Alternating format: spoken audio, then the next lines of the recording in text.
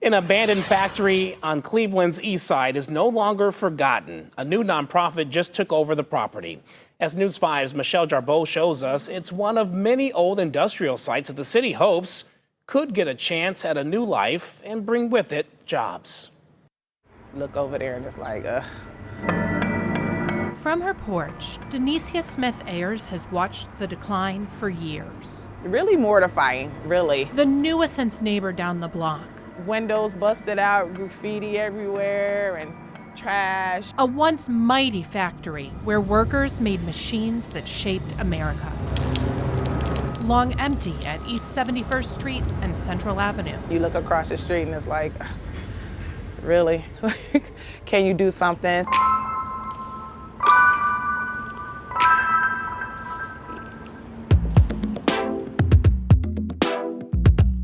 On Monday, someone did, buying the property for the price of a few homes. This enormous building on 10 acres is the first major purchase for Cleveland's new site fund. The city is putting $50 million in federal money into buying and cleaning up blighted industrial sites like this, to turn these forgotten places into economic engines again. This was the cradle of American industry. Brad Whitehead leads the Site Fund, a nonprofit taking on properties that are vacant, dirty, and promising. We walked in here and it was like, oh my gosh, this place is something special.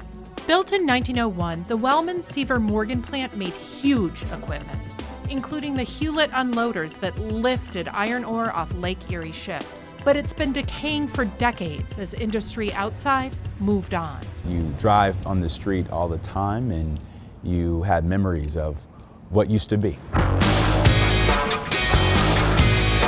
We met Cleveland's mayor in this relic-turned-art gallery, where graffiti transforms windows into stained glass. It's awe-inspiring. Mayor Justin Bibb wants to revive this place and others like it. Vibrant neighborhoods, a vibrant company, employing people in the neighborhood. That's the kind of city that we want to build again here in Cleveland. The mayor's team proposed the site fund, which City Council approved last year, and Councilman Richard Starr knew just where he wanted to start. Look at this steel. It is sturdy. It is real sturdy, so you don't necessarily have to tear down the whole building and build it up. A building where water makes mirrors as it trickles from the ceiling. And just think of some of the cranes and stuff still up there. Whitehead hopes to preserve parts of the building at least, turning this elevated rail spur into a walking trail or patio perhaps. One of the things we're going to do is talk to a lot of people to imagine what it could be. And drawing inspiration from projects like this one in Pittsburgh, where the skeleton of a steel mill cradles new office buildings and labs. What happens if you can't save it? I don't even want to think about that. Denicia, who has tiptoed inside, feels the same way. It's beautiful in there to me, yeah. Now, she hopes the eyesore down the block can be a community asset again. To have in mind that it possibly won't look like that, Reporting from Cleveland, it's promising. I'm Michelle Jarboe, It's promising. News 5. Incredible visuals there. Cleveland's Site Fund hopes to acquire 1,000 acres over 15 years, preparing industrial land for new uses with public and private money.